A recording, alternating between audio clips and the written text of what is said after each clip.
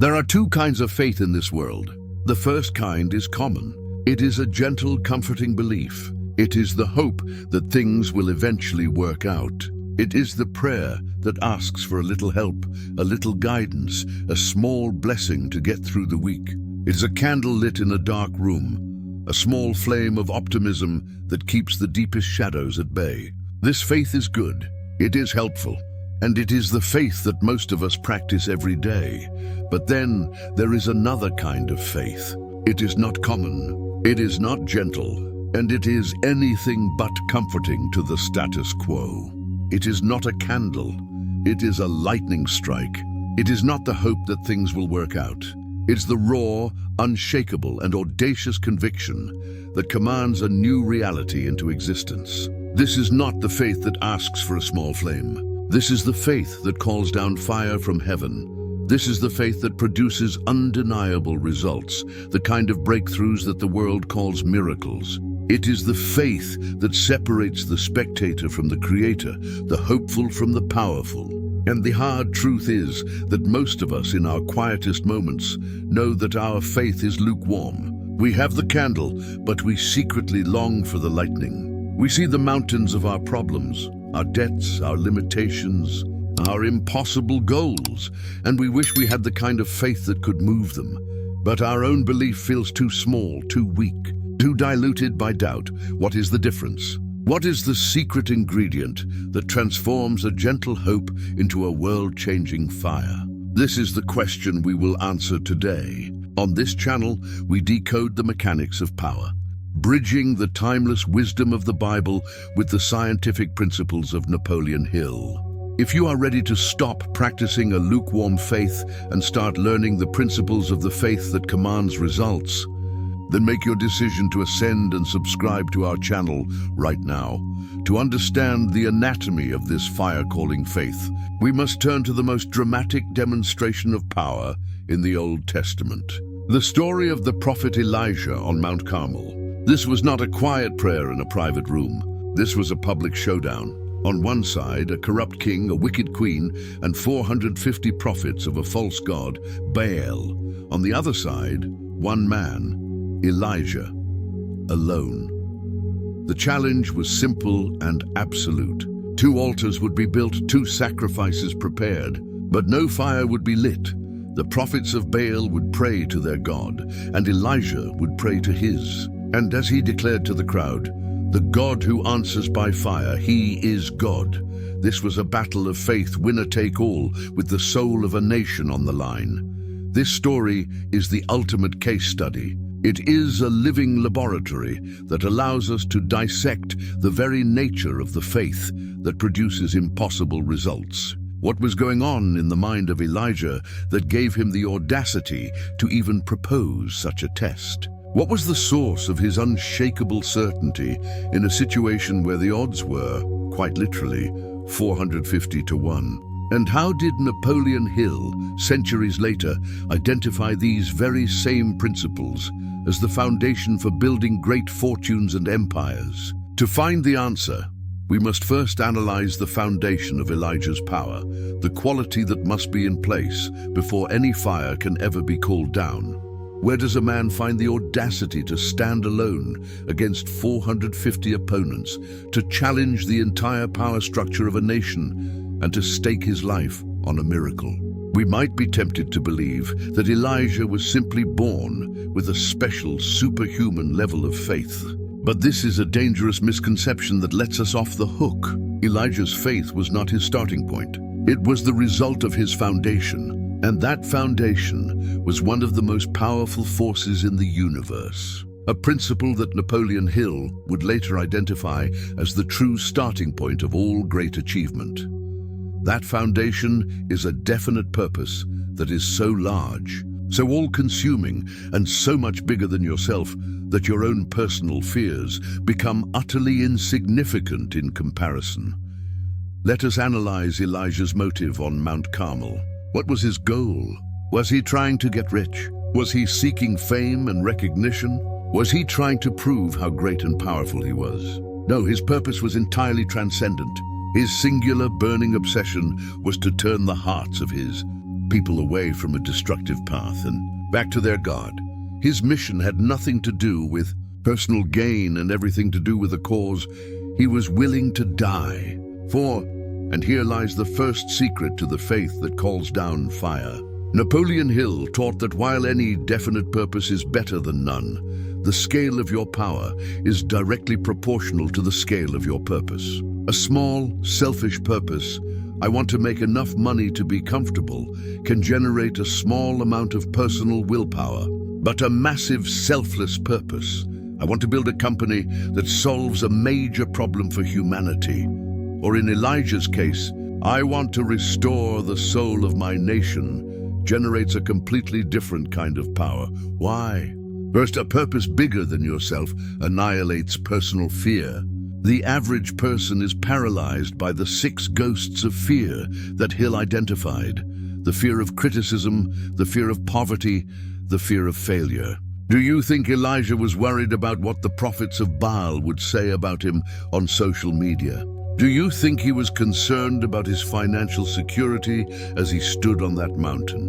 Was he afraid of failing and looking foolish? Of course not.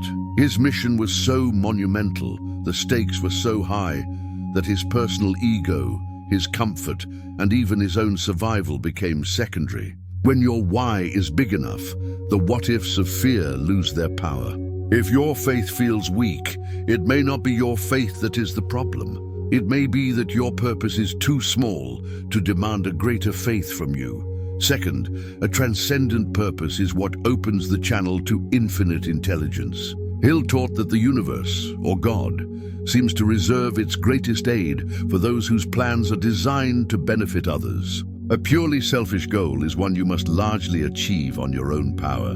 But a goal that is in harmony with a greater good, a goal of service and contribution, is one that aligns you with the vast creative forces of the universe. You stop being a solo actor trying to impose your will on the world and become a willing partner in a divine plan. Elijah's confidence was not in himself. It was in the power of the partner he was representing. His audacity was born from the certainty that he was not acting alone. This is the foundation. The faith that calls down fire is not available to the person with lukewarm desires. It is the exclusive property of the person who has found a mission, a definite purpose that sets their soul on fire. This is the work you must do first. Before you can ask for the miracle, you must find the purpose that is worthy of a miracle.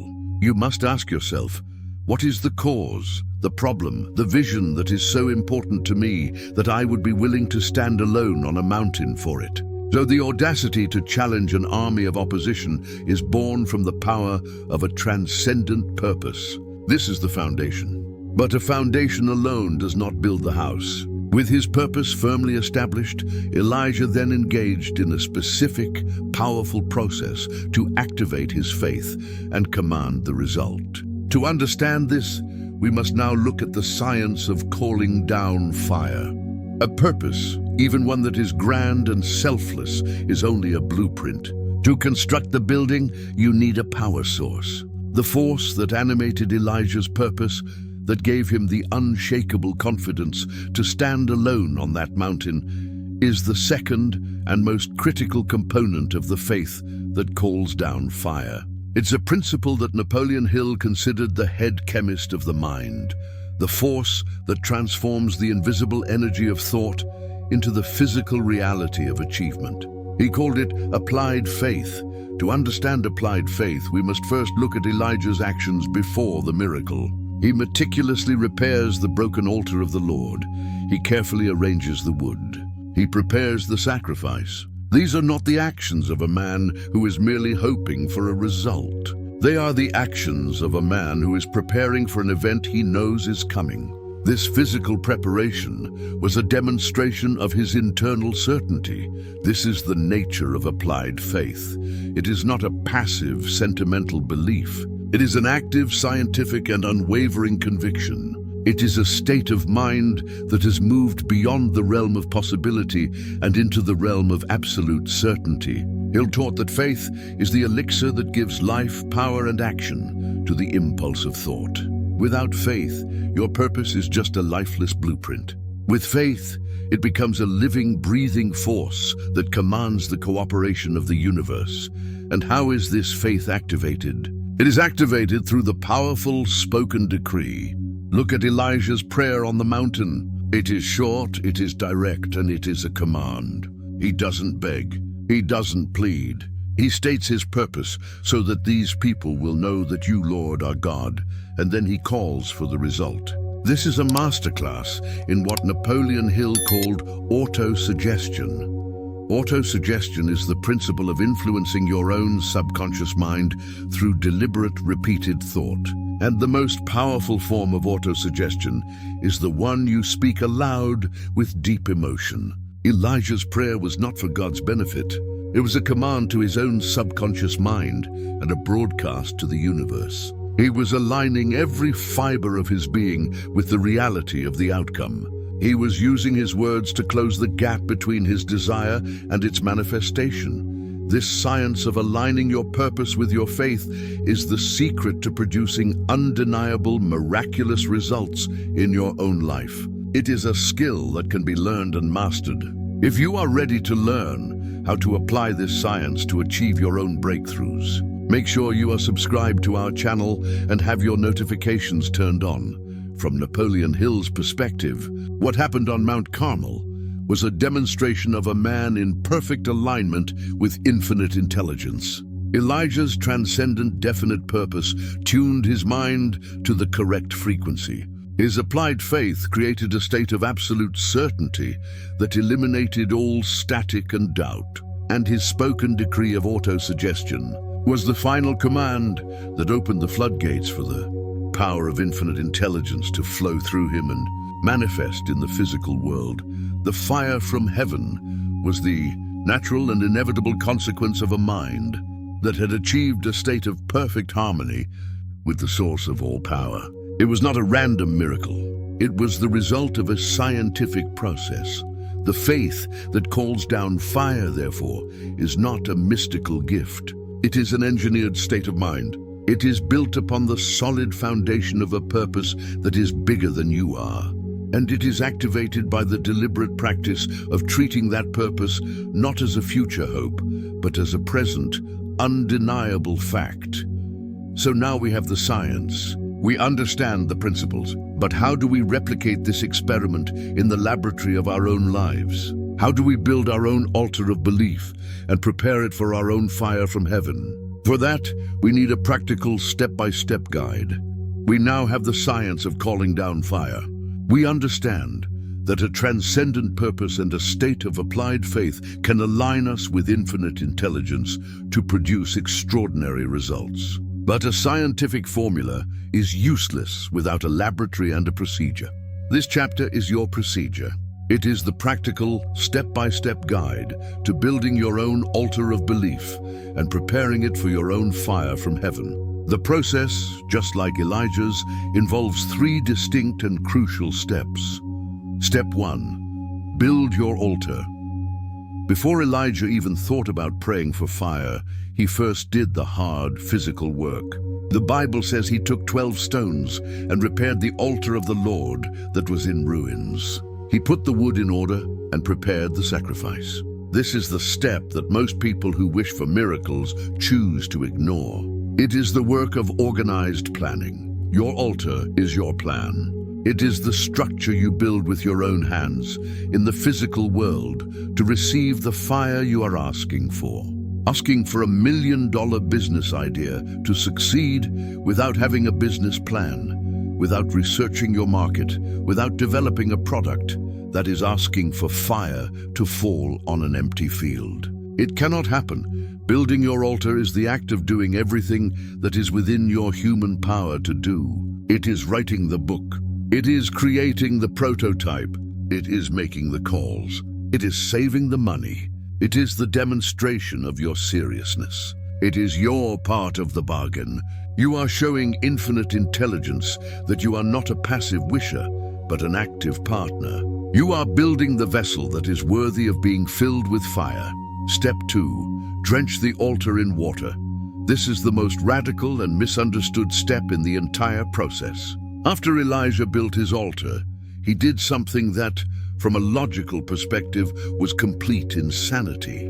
He commanded the people to drench the sacrifice and the wood with 4 large jars of water. Then he said, "Do it a second time, and a third time." 12 barrels of water, soaking everything, filling the trenches, making the task of combustion humanly impossible. What was this? It was the ultimate demonstration of applied faith. Drenching the altar in water is a metaphor for looking at every single reason why your goal is impossible, every single doubt, every single fear, and confronting it head-on. And still proceeding with absolute faith. This is your task. Build your altar with your plan, and then drench it in water. Take out a piece of paper and write down every single reason your plan could fail. I don't have enough money. The competition is too strong. I've failed before. Look at this list. This is your water. This is the evidence of impossibility. And now, like Elijah, you look at this drenched, impossible situation, and you make the decision to believe anyway. This act of faith in the face of overwhelming reasons for doubt is what purifies your conviction. It burns away all hope and leaves only a core of pure, unshakable certainty. Step 3, the prayer of command. Only after the altar was built, and only after it was drenched in the water of impossibility, did Elijah finally pray. And as we've discussed, his prayer was a short, clear, powerful decree. It was his act of auto-suggestion. This is your final step.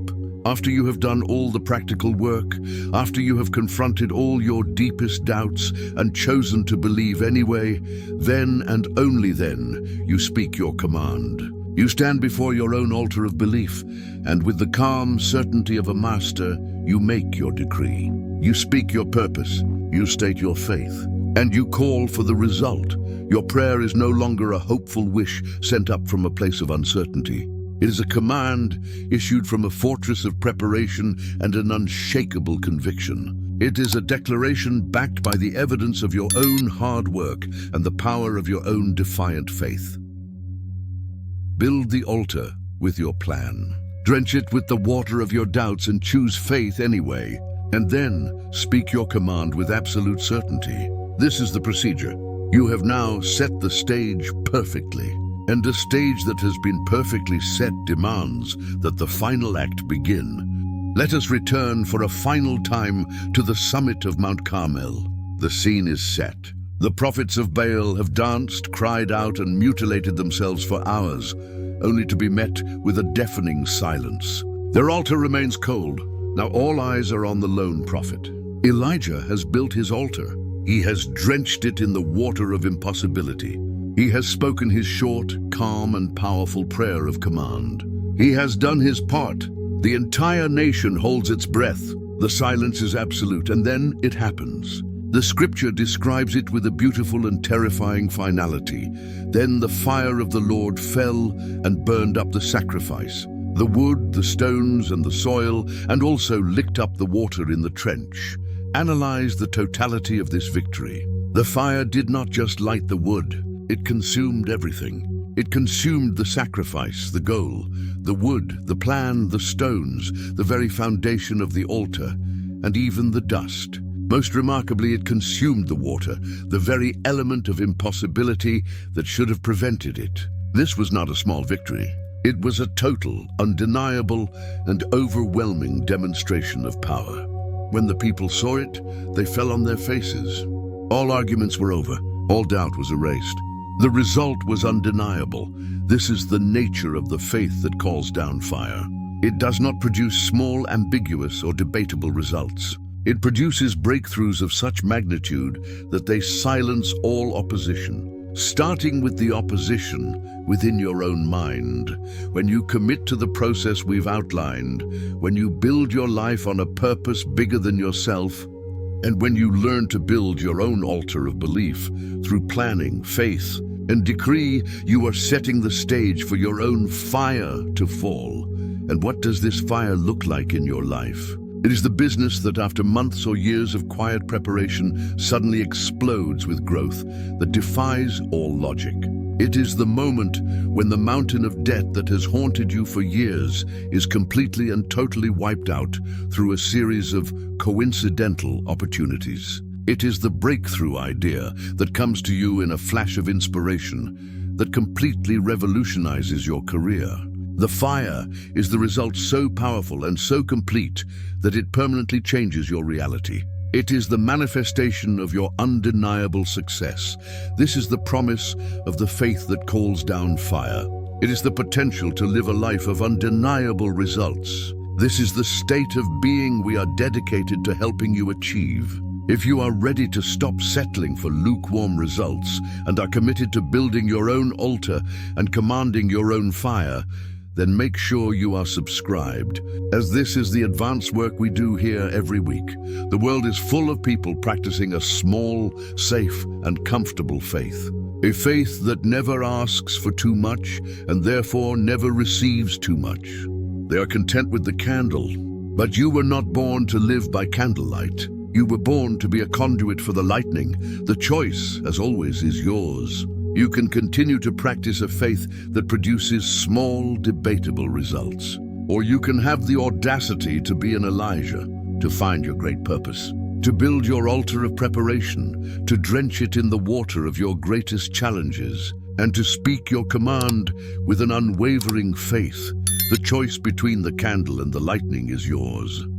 Your purpose is waiting. Your altar is waiting. The fire is ready.